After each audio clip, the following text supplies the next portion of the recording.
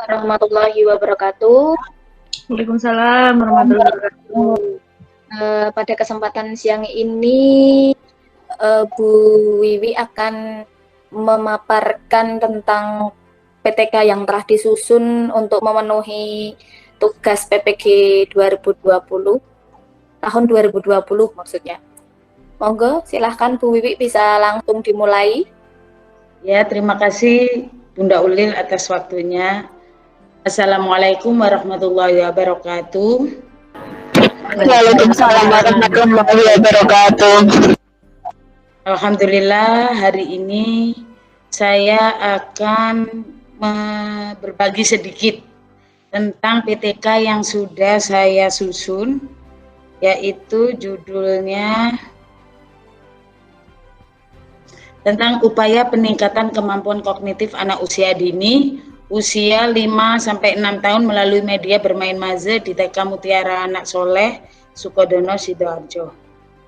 Mengapa saya mengangkat tema tersebut? Intinya itu karena saya lihat di sini rendahnya kemampuan kognitif anak di TK tersebut.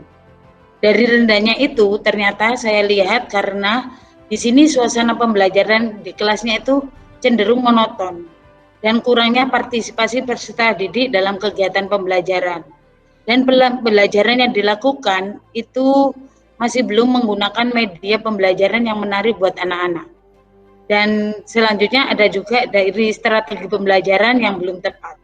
Jadi dari sini saya hanya mengambil batasan masalah yaitu untuk medianya. Jadi yang kami kembangkan media pembelajarannya untuk meningkatkan kemampuan kognitif anak melalui media bermain maze. Untuk rumusan masalahnya sendiri yaitu bagaimana cara upaya peningkatan kemampuan kognitif anak usia 5-6 tahun melalui media bermain maze. Dari sini dapat kami angkat dulu apa sih kognitif itu. Kognitif ada beberapa pendapat. Saya hanya mengutarakan 3 saja di sini biar cepat ya. Dari PTK saya itu ada beberapa pendapat, tapi di sini saya mengutarakan dari biasa yaitu bahwa kognitif adalah proses interaksi yang berlangsung antara anak dan pandangannya perseptualnya terhadap sebuah benda atau kejadian di suatu lingkungan. Sedangkan menurut Vygotsky bahwa kemampuan kognitif itu sangat menonjol bahwa pemikiran anak sangat dipengaruhi oleh pengalaman. Sedangkan menurut Abdurrahman, kemampuan kognitif itu berkembang secara bertahap sejalan dengan perkembangan fisik dan saraf-saraf yang berada di pusat susunan saraf. Dari sini bisa kita lihat bahwa kemampuan kognitif itu bisa diambil dari pemecahan masalah, anak itu berimajinasi, dan lain-lain. Setelah itu, tujuan peningkatan kemampuan kognitif sendiri ada yaitu untuk mengembangkan auditori, yaitu kemampuan untuk berhubungan dengan pendengaran anak. Jadi di kognitif ini juga mampu mengembangkan auditori anak. Selanjutnya untuk mengembangkan kemampuan visual yang berhubungan untuk anak itu melihat, mengamati benda, memperhatikan, dan menanggapi apa yang ada di lingkungan sekitar anak. Dan yang ketiga yaitu untuk mengembangkan kemampuan taktil pada anak, yaitu berhubungan dengan indera peraba. Jadi ini kasar, ini halus, membedakan kulit-kulit buah itu juga bisa. Dari sini juga kita bisa mengembangkan kemampuan kinestetik dari kemampuan yang berhubungan dengan kelancaran gerak dan keterampilan antara motorik halus dan keterampilan tangan yang juga bisa mempengaruhi perkembangan kognitif anak. Selanjutnya untuk mengembangkan kemampuan geometri, jadi yang berhubungan dengan konsep, bentuk, ukuran dari bentuk-bentuk geometri tadi, dan untuk mengembangkan kemampuan matematika dan sains pada anak. Apa sih faktor yang dapat mempengaruhi tentang kemampuan kognitif anak? Paling tidak dari sini bisa kita lihat faktor keturunan. Jadi bahwa anak itu dari lahir sudah membawa potensi, yaitu berkembangnya di faktor kognitifnya. Selain itu juga ada faktor lingkungan. Manusia itu kan dilahirkan dalam keadaan suci. Jadi nanti lingkungan itu yang bisa membentuk anak-anak itu untuk berkembangnya di kemampuannya di mana. Selanjutnya ada juga faktor kematangan. Jadi tiap masing-masing anak itu tingkat kematangannya berbeda-beda. Dan ada juga dari faktor pembentukan. Pembentukan di sini ada dua pembentukan secara sengaja itu kan anak itu masuk sekolah ibaratnya secara sengaja itu. Kalau pembentukan yang kedua pembentukan tidak sengaja, jadi pengaruh dari lingkungan alam sekitarnya masing-masing. Dan selanjutnya faktor yang bisa mempengaruhi juga yaitu dari faktor minat dan bakat. Minat ini mengarah kepada perbuatan, kepada tujuan dan merupakan dorongan untuk berbuat lebih giat dan lebih baik lagi. Sedangkan bakat seseorang mempengaruhi pada tingkat kecerdasannya. Dan yang terakhir yaitu faktor kebebasan.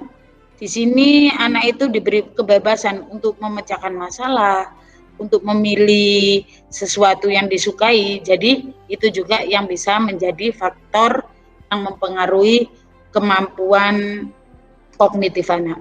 Selanjutnya, di sini juga saya bahas sedikit tentang media pembelajaran. Apa sih media pembelajaran itu? Media pembelajaran merupakan komponen komunikasi yang berfungsi sebagai pelantara atau pembawa pesan dari pengirim kepada penerima. Disampaikan itu juga. Sedangkan untuk siklus 1 ini kami laksanakan pada 2 November. Kami menggunakan Maze pada siklus 1, anak-anak belajarnya ini menggunakan Zoom meeting. Maze-nya ini masih benar saya mainnya di Zoom meeting, tapi anak-anak masih menggunakan LKPD kalau ini. Ini pada siklus 1 ini sudah naik menjadi rata-rata nilainya itu 62%. Akan tetapi pada siklus 1 ini masih belum mencapai pada tingkat keberhasilan indikator tadi kan 75%. Akhirnya kita merancang lagi untuk melanjutkan ke siklus 2. Pada siklus 2 ini anak-anak saat bermain di Zoom meeting, pembelajaran di Zoom meeting yang dilaksanakan pada tanggal 9 November, ini saat bermain Maze langsung saya ajak praktek di situ. Dari situ antusias anak terlihat, dia betapa penasarannya untuk main Maze secara langsung menggunakan pen yang ada di Zoom. Dari situ terlihat lonjakan dari kenaikan dari 62% tadi menjadi nilai rata-rata yang dihasilkan yaitu 82. Ini 82 nilai rata-ratanya. Jadi ini sudah melampaui dari nilai indikator minimal yang sudah saya tentukan tadi. Akan tetapi untuk pemantapan dari beberapa aspek yang masih kurang, akhirnya saya melakukan siklus ketiga. Di siklus ketiga ini dengan media yang sama juga Maze, akan tetapi di situ anak-anak saya beri tantangan. Jadi saya naikkan levelnya, indikatornya saya naikkan menjadi dari 75% indikator keberhasilannya saya naikkan menjadi 82%. Di situ tingkat kesulitannya saya naikkan juga. Jadi ada beberapa pilihan jalan dan juga ada beberapa pilihan tujuan. Jadi anak-anak bisa lebih konsentrasi mana ya yang merupakan kandang kambing. Kebetulan di tema di siklus ketiga kemarin saya pakainya sub-sub tema kambing. Dan di sini mengalami peningkatan yaitu sebanyak 89%. Kemarin 89% nilai rata-ratanya. Jadi di sini juga sudah dari situ dapat kita ambil kesimpulan bahwa di prasiklus tadi 38% hasil yang kami peroleh, siklus 2 62, siklus 1 62%, untuk siklus 2-nya 82%, sedangkan untuk siklus 3 89%. Dan dapat kami simpulkan bahwa penerapan permainan Maze untuk meningkatkan kemampuan kognitif anak usia 5 sampai 6 tahun di kelompok TKB 2 Mutiara Anak Soleh ini bisa dinyatakan telah berhasil karena sudah melampaui dengan indikator keberhasilan yang telah ditetapkan oleh peneliti. Untuk sarannya bagi guru sendiri, guru sebaiknya selain kelompok TKB 2 tadi, hendaknya juga menerapkan media maze saat kegiatan pembelajaran. Guru hendaknya menciptakan suatu bentuk permainan menyenangkan bagi anak-anak, meskipun tidak maze tadi, agar anak-anak lebih menarik juga. Dan untuk kepala sekolah hendaknya menyarankan kepada guru-gurunya untuk menerapkan media ini juga, dan hendaknya penelitian dengan media maze ini dapat dijadikan salah satu alternatif untuk lebih mengembangkan pembelajaran di TK Mutiara Anak Soleh. Ini untuk daftar pustakanya. Dan untuk lampirannya juga ini sudah saya lampirkan RPPH-nya 1, 2, 3 pada siklus 1, 2, 3 ada ya, terus ada foto-fotonya juga tadi belum saya lampirkan di sini juga. Terima kasih atas waktunya ini.